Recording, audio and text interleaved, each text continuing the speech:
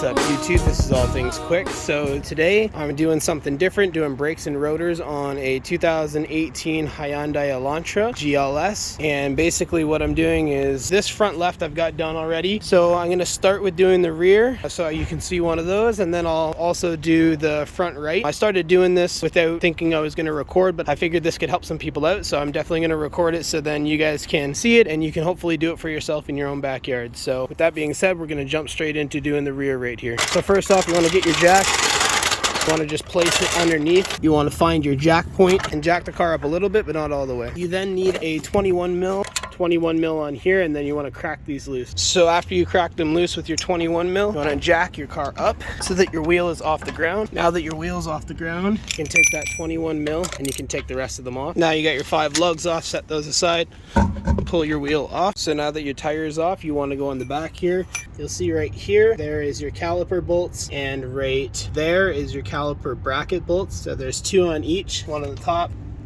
one on the bottom. You'll have to pull those off. That's a 14 mil on the caliper. Now that you have your 2 caliper bolts out, you can now take your caliper off and make sure that your emergency brake is disengaged inside the car, and just pry this open with a screwdriver.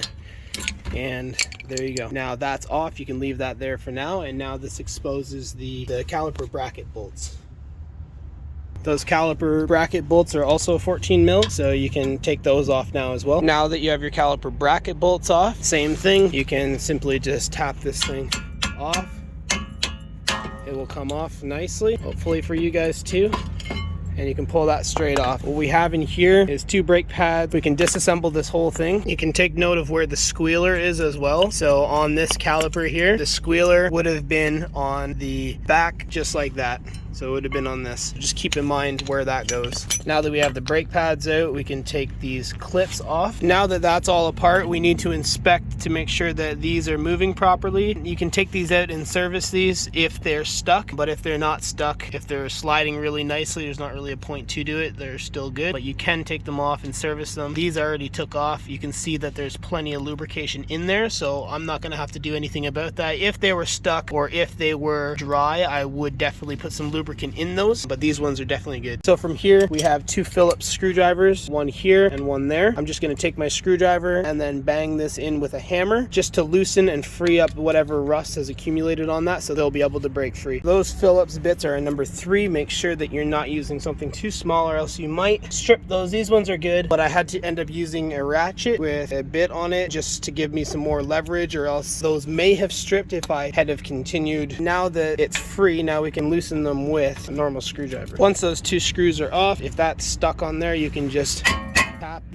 tap it with a hammer, and this will slide right off. That's all there is to removing it. So now we need to get our brake rotor and our new pads, and then we'll set up the new stuff. This is our new rotor. This is worth mentioning here that this one is a ceramic coated one. If you had one that's painted, then you'll need to get some brake cleaner and you'll need to spray it down and wipe it with a rag. This one, when it's ceramic coated, you don't need to do that unless the manufacturer has put some sort of film on it. So these ones can go straight on without any problems. So we need to line up our 2 holes for our screws right where these 2 holes for the screws came off. So we're going to set it up like that, and that's not in the right place, so we're going to adjust it. So now that's in the right place. You can see there's the holes there for the 2 screws. So what we're going to do now is put some anti-seize on these 2 screws and everything else that we're putting back in, because next time we do brakes, we want it to come out nice and easy. We don't want to struggle with rusty things. Now that those screws are in, we can tighten those down. Now those screws are in, we can work on the caliper bracket right here. And what we're going to want to do is put some anti-seize on these spots right here. You can also clean them up with a wire brush or a wire wheel, but these ones are in really good condition. There's no buildup at all. So now that's what that will look like. We have anti-seize all over that thing, and we're going to get our new brake pads here. Our new brake pads come with hardware, which are this bag of clips here and 2 pairs of brake pads. So from here we need to put our caliper bracket back on. We're going to take our 2 bolts here and we're going to put anti-seize on these as well. So we're going to take our caliper bracket and we're going to take our clips and we're going to put both of these clips on. So this is what they should look like when it's all done. We're going to put this caliper bracket back on. Now that this caliper bracket's back on, we can get our new brake pads. Remember where that squealer is. So the squealer will go on the bottom back, and we'll slide our new brake pads into place. Same with the front one here. And remember to tighten these down like tight enough, because that's literally your life on the line if you don't tighten them enough. Now that those are in place, what we're gonna have to do is take our piston right there, and we're gonna have to clamp that thing down with some channel locks, or these ones are actually twist ones, so we're gonna have to twist that piston in. So there's an actual tool for this that I don't have on me, that's over at my shed. Basically what you can do is you can take a pair of channel locks, put the channel locks around the piston, not so that you're chopping into the boot, but just around the edge of it, and you can actually twist that in clockwise. That will retract the piston inwards, and then we're just gonna slap some anti-seize on that there. I'm gonna put anti-seize on this side as well. So now that the caliper is back on, we have our 2 caliper bolts, and we're gonna put those back into place right there. Now that caliper is bolted back on, we're gonna get this tire back on here and put those 5 lug nuts back on. Some people like to put anti-seize on the threads of the lug nuts here. I personally don't like to, because these are, first of all, those are aluminum rims, so they'll need a retorque after 100 kilometers anyways, so I don't want to have any potential of those slipping off by any means. These ones are good. If they were super rusty, I would reconsider. However, these ones are in great condition, so we'll get that tire back on, and then this is done for the rear. You want to snug them on before you drop this thing down. Now that they're snug, we'll drop it down,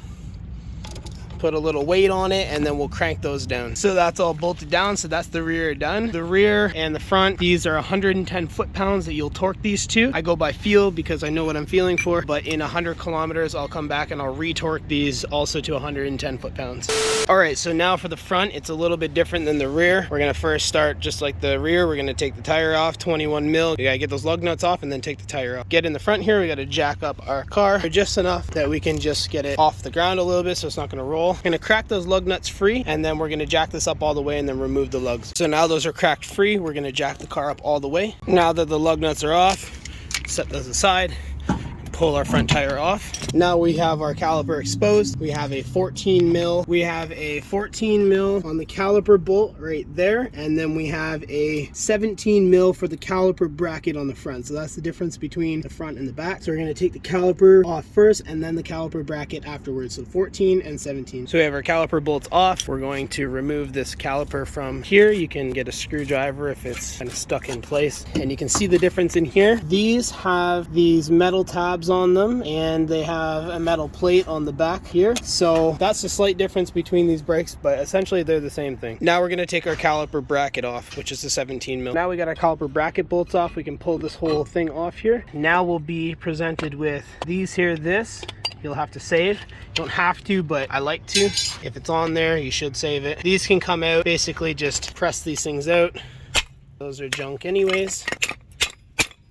So those are out. Remember where your squealer is. I already did the other side, so I only have one set, but these are worn right down, and he did a good job at getting them down to the squealer, and this is a really good spot to change them. If ever you start to hear squealing, definitely change them immediately, or else you'll end up with metal on metal, and that will seize up your caliper. So we're gonna want to take our clips off just like the last one, and then now we have 2 Phillips screws just like the rear, right there and right there. So again, we'll want to get our screwdriver, hit it with a hammer to free up any rust that it is stuck on, and then we'll unbolt those with the number 3 Phillips. Now that these are off, if this is free, we can pull it off, but it doesn't seem like it is. So all we want to do is just hit it with a hammer in between.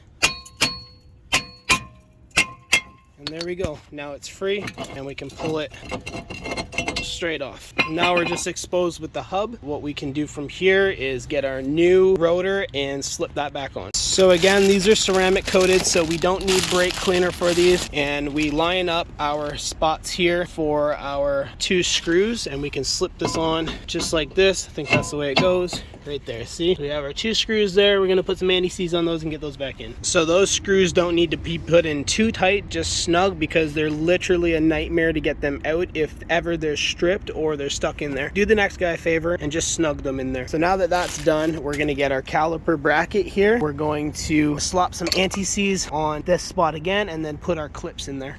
So we have our anti-seize on here now, and then we would just put the clip on just like that. It snugs right into place and snaps in. So we'll put the next one on just like that. So then we'll get this caliper bracket back on. So now that that's back in, we're gonna go and tighten that back down. 17 mil. This is what it looks like from the back. There's the bolt on the bottom and then the bolt on the top. We're gonna crank those back down and then slip the brake pads in there. Now that that's back on, want to get our new brake pads, and the squealer will always go at the back. So that's going to be at the back. So the back one's in. I'll show you how the front one slides in so you can get the back one to slide in. Sits in the bottom and pushes straight in there like that. So now that those are in, we're going to now have to take our caliper and we have to compress that piston. So we're going to take our channel locks. If you have channel locks that are big enough, you can set a brake pad in here and clamp it down like that. There's also a tool for that that sits in between here. You can use that if you have one. Right now we just have channel locks. So we'll take our channel locks fully extended like so. We'll basically just compress it. You're going to need 2 hands for this job. So now that that piston is compressed in there, we're going to slap some anti-seize on here and on there,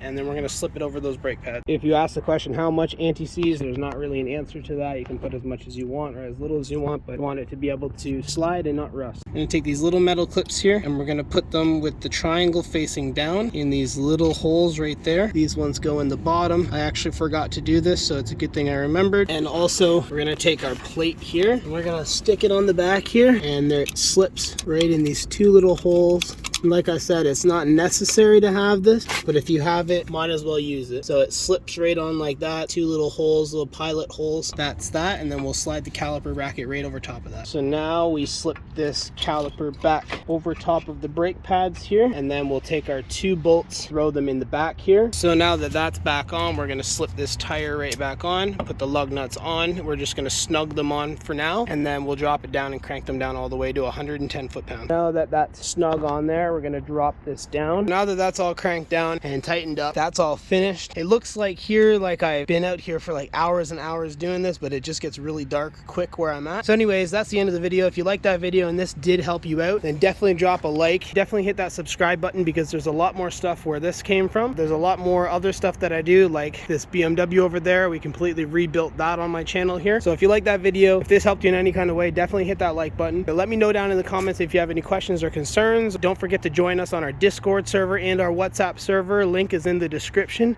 and we'll see you in the next one. See you later.